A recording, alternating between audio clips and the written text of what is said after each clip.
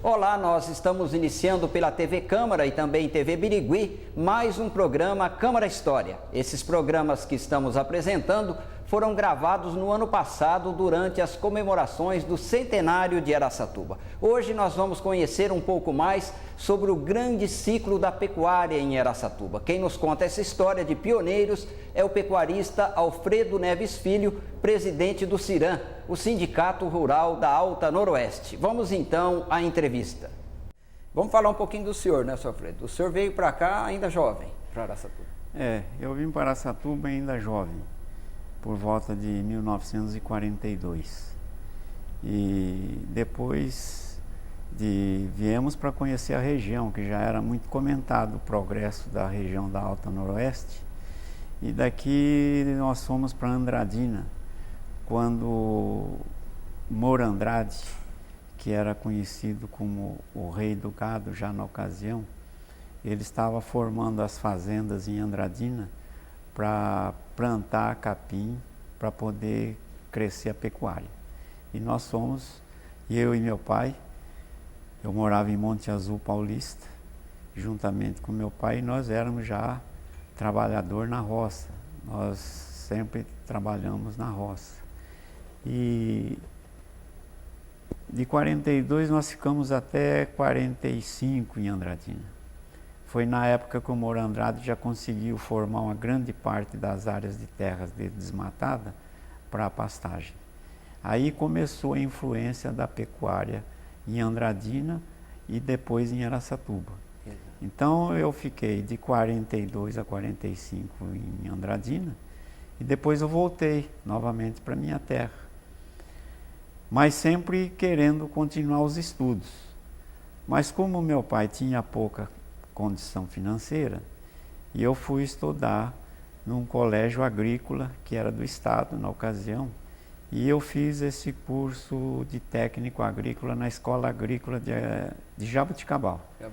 Jaboticabal, que era uma das melhores escolas na ocasião. E consegui me formar como técnico agrícola até no ano de 1948, quando eu me formei na Escola Agrícola. E fui fazer sempre uns aperfeiçoamentos, porque eu tinha bastante interesse nisso. E fui trabalhando, e por volta de 1950, 51, e eu levei uma grande impressão daqui da região da Alta Noroeste. Então eu resolvi vir sozinho para Araçatuba. E vim para Araçatuba, por quê? Por dois motivos. Na ocasião da escola agrícola, estudante sempre, a diversão dele maior é futebol, esporte. E eu jogava futebol no time da escola. E recebi um convite de pessoas, de familiares daqui de Araçatuba, que tinham um parentesco em Guariba, que era vizinho de Jaboticabal. E me fizeram um convite para mim vir aqui em Araçatuba jogar futebol. E eu aceitei, a princípio aceitei o convite. Por quê? Porque o futebol seria um trampolim para mim continuar a minha carreira profissional. Então eu vim para Araçatuba com o intuito de já me aperfeiçoar no projetos agrícolas, que era a minha formação profissional. E fiquei jogando futebol, mas não só futebol. E eu sempre comecei já a trabalhar olhando o setor da pecuária e da agricultura, que já era muito grande. Então eu fui me aperfeiçoando e joguei futebol até na década de 1958, por aí, 57, 58. O time de futebol aqui era muito famoso, que chamava-se São Paulo Futebol Clube. São Paulo Futebol Clube, que tinha jogadores de alto nível. E eu, como era jogador do interior, uma escola, por exemplo, era conhecido em Monte Azul Paulista, que era uma cidadezinha pequena, e a gente projetava, porque achavam que a gente jogava futebol regularmente. Então eu comecei a jogar futebol aqui e fui olhando o horizonte que me abria para frente. Da pecuária. Da pecuária. Então comecei, o futebol terminou em Araçatuba, quando o São Paulo foi disputar uma finalíssima no Pacaembu contra o time de Marília. E depois daquela, e o São Paulo foi derrotado, e depois daquilo o futebol em Araçatuba terminou. Isso Futebol 58. profissional. 58.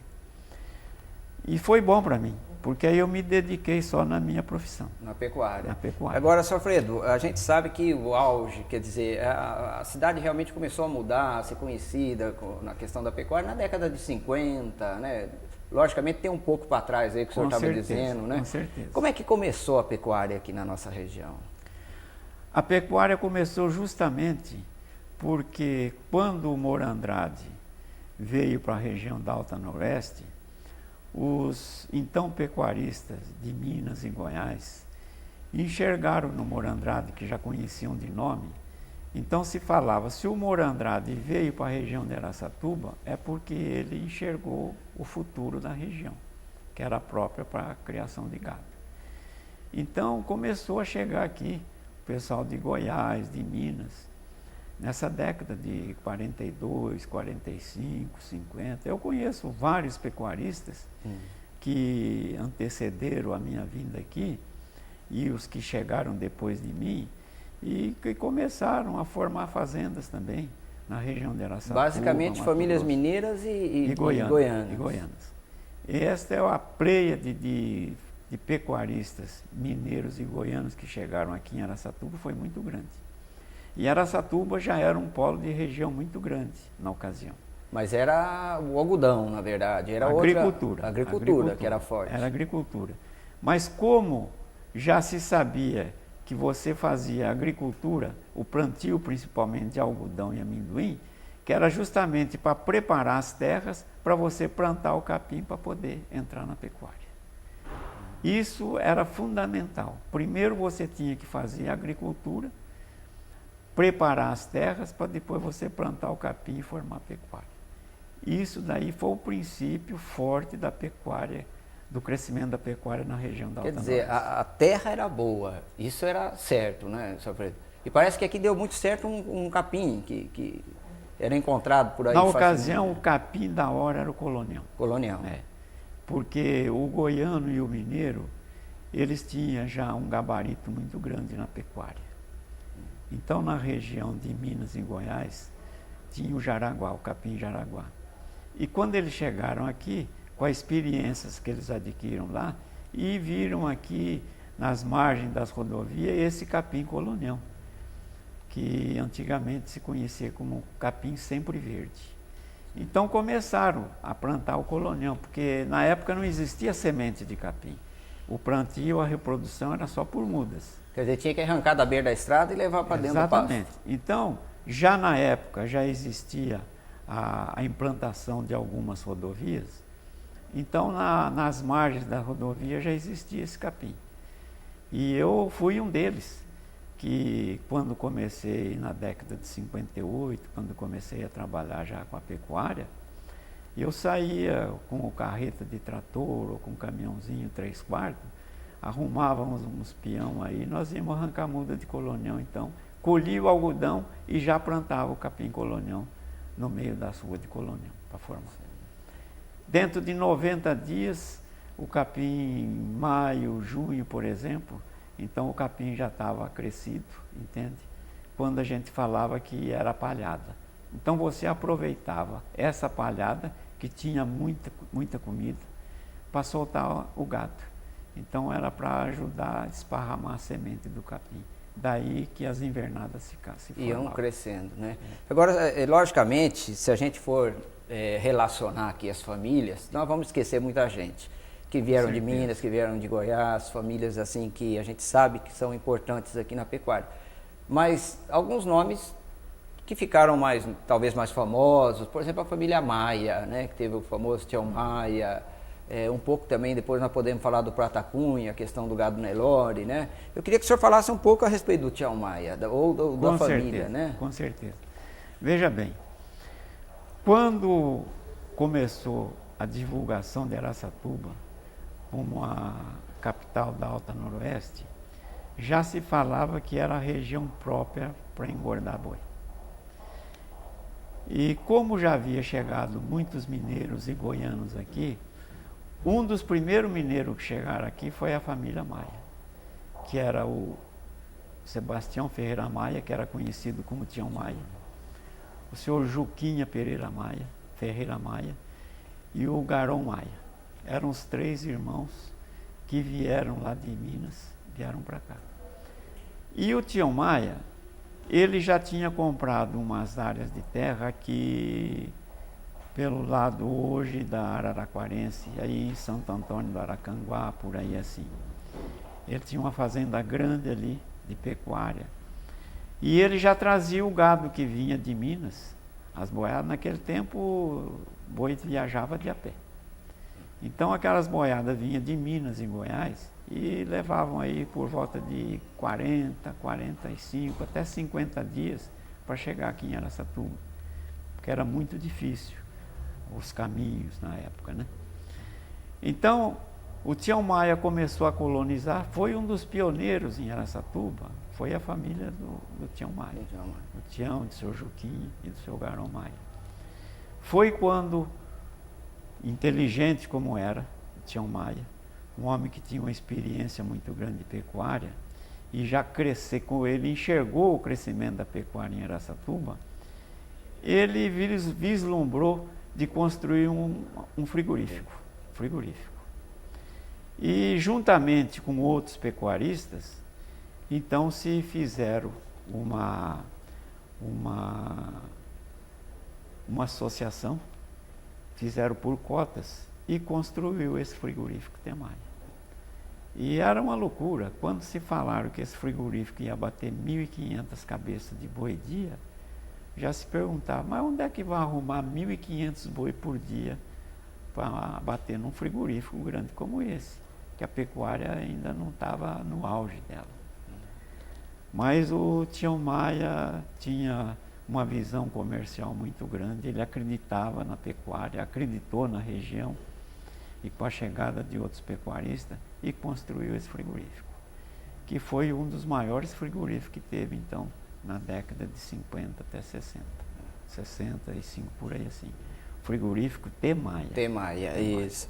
Agora, o senhor, até a gente estava comentando, o trem também aqui sempre foi, nasceu em função da linha férrea, o trem sempre foi muito importante como meio de transporte. O gado também era embarcado para? Com certeza. No trem? Já na época, quando se pensou nessa construção do frigorífico, o recurso maior era trazer o gado do Pantanal de Mato Grosso. Mas e como que ia se trazer esse gado do Pantanal de Mato Grosso?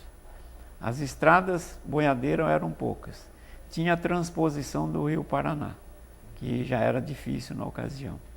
Então, a estrada de ferro noroeste, que com certeza o Tião Maia deve ter intervido na ocasião, porque ele tinha muito conhecimento político, e conseguiu que a estrada de ferro noroeste implantasse o sistema das gaiolas para transportar o gado. Então, nessa época já começou o transporte de gado por via férrea. Então, quando se pensou nesse transporte ferroviário, aí a pecuária cresceu mesmo, porque o celeiro de gado era o Pantanal de Mato Grosso. Vinha para bater aqui. Vinha para bater aqui. Tá certo. Então o movimento foi muito grande. Foi nessa ocasião que se pensou, e como que vai desembarcar esse gado aqui? Aí chegou a ocasião do Sindicato Rural, que por volta de 1942, época da sua fundação, por aí assim. Isso a gente vai falar um pouquinho, era bom, né? Do Cirão. O Cirão nasceu então em 42. Por aí assim. Então o que o sindicato fez? O Sindicato Rural, logicamente, era um sindicato já de pecuaristas, de fazendeiros e de agricultores. Chamava invernista no começo, né? Invernista. Então o que eles fizeram? Adquiriram uma área de terra às margens da ferrovia e implantaram esse curral que existe até hoje. Para quem quiser, pode chegar ali em Ferdinando Laboriou ali. Em Laboriou, que tem lá. Até hoje tem a placa da construção da balança de embarque e desembarque de boi em 1946. Então, nessa época, e eu fui um deles, que ajudei a descarregar muito boi que vinha do Pantanal de Mato Grosso. Então, o que a gente fazia? Os trens chegavam aqui com bitola estreita, naturalmente, na ocasião, e essas boiadas vinham de trem aí com aproximadamente 1.200 cabeças. Então, era um movimento ali na balança impressionante. Às vezes descarregava 3, 4 trens de boi ali, então ficava ali parado 2, 3, 4 mil cabeças. Então era um movimento danado que tinha de boi saindo para a estrada e já indo para a fazenda. E ia justamente para essa fazenda do Tião Maia, aí do outro lado do rio Tietê. Aí abatia aqui e mandava depois para as capitais. Para as capitais. Aí já começou a implantação de outros frigoríficos, porque os primeiros frigoríficos brasileiros aqui eram da companhia inglesa. Frigorífico Wilson, esses frigoríficos tradicionais dos ingleses. Então eles é que tinham os depósitos de carne em São Paulo. Então abatiam o gado aqui e um pouco ia para São Paulo e o transporte para São Paulo. Tá certo. Sr. Alfredo, e a família Prata Cunha? A gente sabe que tem até o touro, o Carvard, existe toda uma história, né? Eu queria que o senhor contasse um pouco dessa história. Como é que eles, na realidade, eles trouxeram o Nelore para cá ou já tinham o Nelore? Não existia. Ainda existia o gado comum que vinha do Pantanal. O Nelore era um Nelore, mas era o gado comum. Então, com certeza, esse pessoal do Torres Homem Rodrigues da Cunha enxergaram, eles eram da região de Uberaba, em Minas Gerais. Então, eles enxergaram que Araçatuba seria um polo interessante para eles poder fazer o aperfeiçoamento da raça Nelore. Então, eles vieram para cá também, Torres Homem Rodrigues da Cunha. Uma família muito grande, tradicional, de pecuarista muito forte. Então eles vieram para Araçatuba e eles enxergaram, juntamente com outro pessoal do Paraná, que para poder melhorar a raça do gado, teria que buscar reprodutores fora. E a base do Nelore, que é um gado indiano, então eles mandaram lá para a Índia, o Torres Homem, por exemplo, além dele ter ido junto.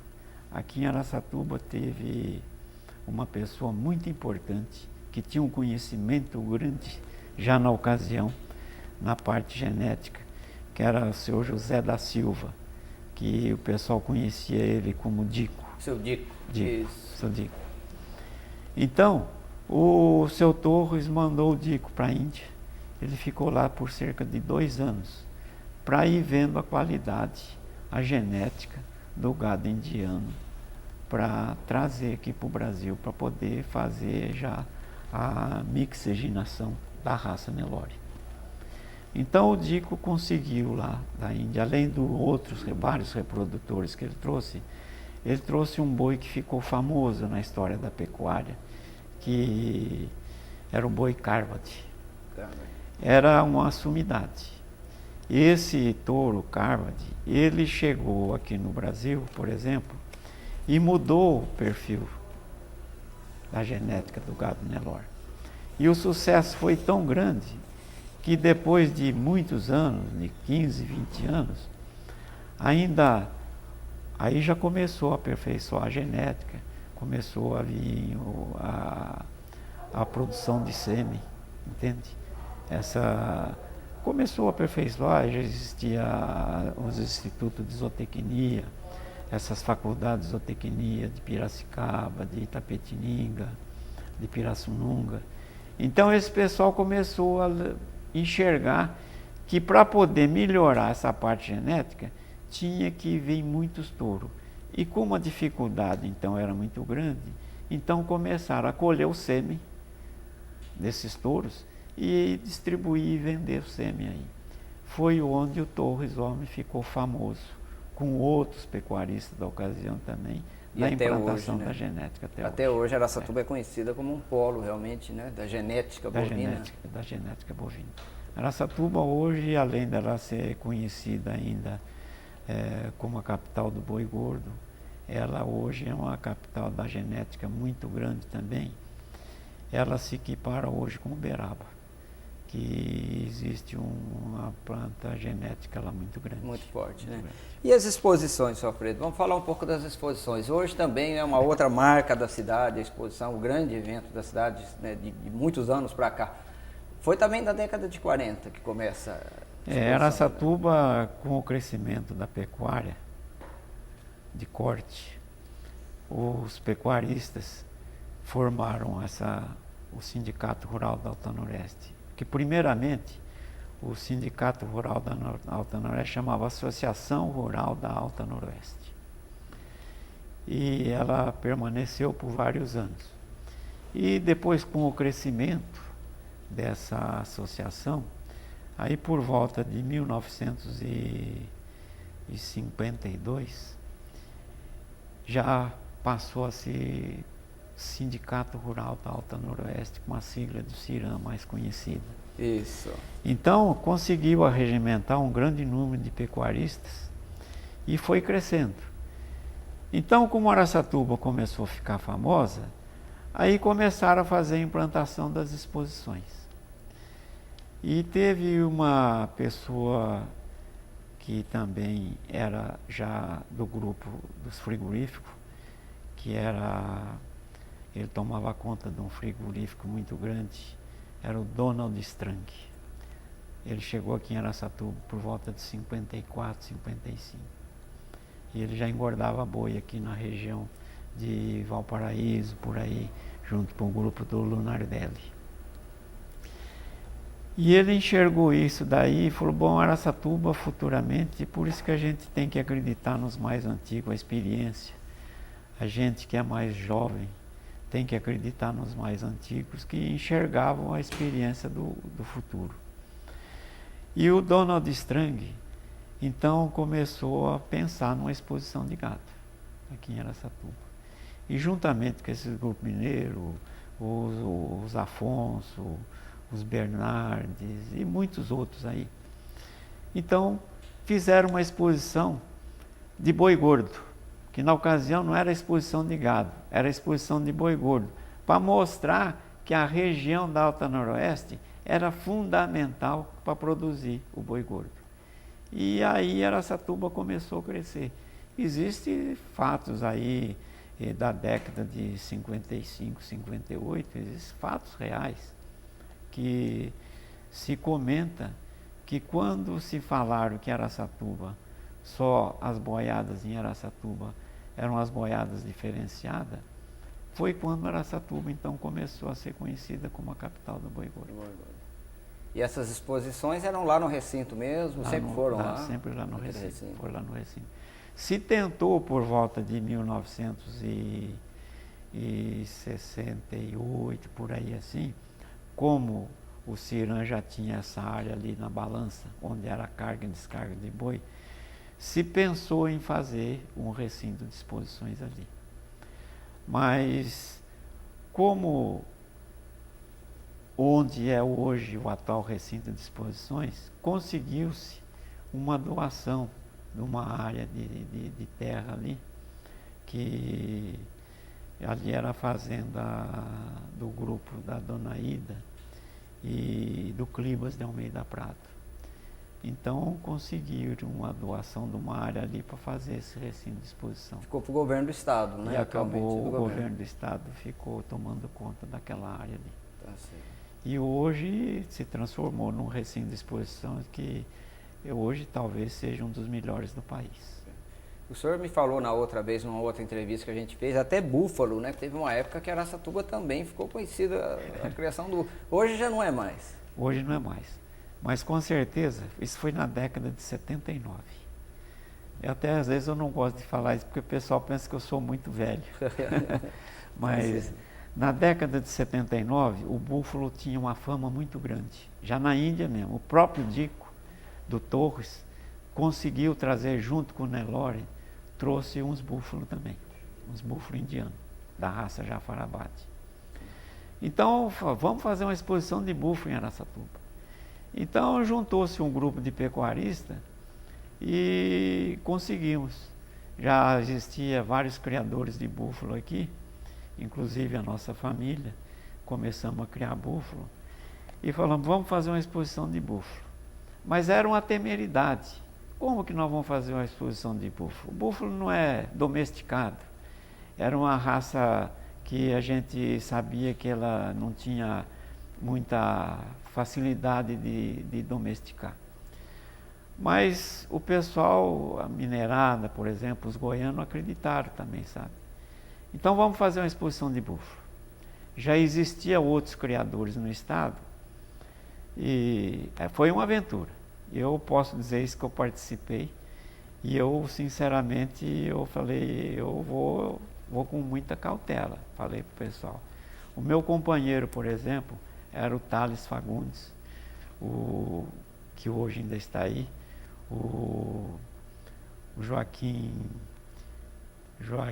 como é que chama essa outra família aí? Joaquim Lemos, Celso Lemos, eles já criavam búfalo em Minas. Então fizemos aí uma loucura, era uma temeridade. Mais de 1000 búfalos. Conseguimos botar mais de 1000 búfalos aí. Então como nós ia poder domesticar esses animais? Então já existia a CAT e os veterinários da CAT com certeza já tinham alguma notícia sobre o búfalo. Então nós conseguimos, juntamente com os diretores da CAT na ocasião, o Dr. Duílio Danger e mais uns outros, pegar os veterinários da CAT e com eles nós perguntamos qual seria a melhor maneira para a gente ter uma segurança para não acontecer alguma coisa de pior com esses búfalos dentro do recinto. Então se sugeriu os veterinários, que eles tinham bastante prática, de arrumar um imunizante, se caso acontecesse. Eram umas pistolas automáticas que você atirava esse imunizante e o animal ficava adormecido. Para dormir. Para adormecer. Então nós conseguimos aí, acho que 4 ou 5 veterinários na ocasião e ficaram todos preparados lá no recinto. Se acontecesse alguma coisa, era isso aí. Se você tiver alguma normalidade, que você vê que o búfalo vai querer fazer um estrago, você atira nele. Que é para imunizar. Mas não precisou. Mas felizmente foi um sucesso danado, não foi preciso usar nada disso daí. Tá certo. Daí Araçatuba também ficou conhecido na ocasião como a capital do búfalo. Do búfalo também. Tá bom, seu Alfredo, eu sei que tem bastante história para contar ainda, né? Mas o nosso tempo já está chegando ao final e numa outra ocasião a gente vai voltar sim a falar da pecuária, mesmo porque todos esses depoimentos vão ficar em arquivo aqui na Câmara, dentro do programa 100 anos. Eu gostaria muito de agradecer a sua presença e essa colaboração que o senhor traz com a história da nossa cidade. Eu é que agradeço, porque Araçatuba, hoje, ela está completando esses 100 anos com muita galhardia e com muito merecimento.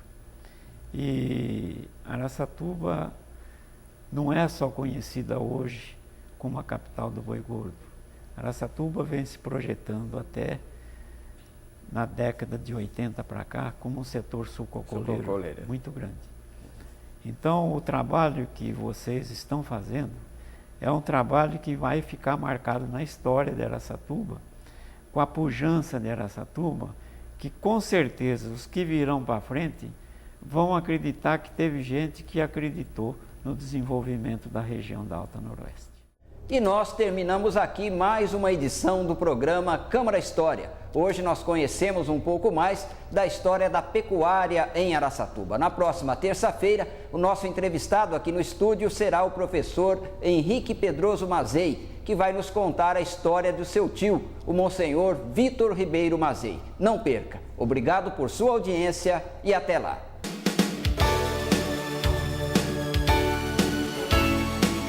TV Câmara, canal 96 NET TV, o canal da comunidade.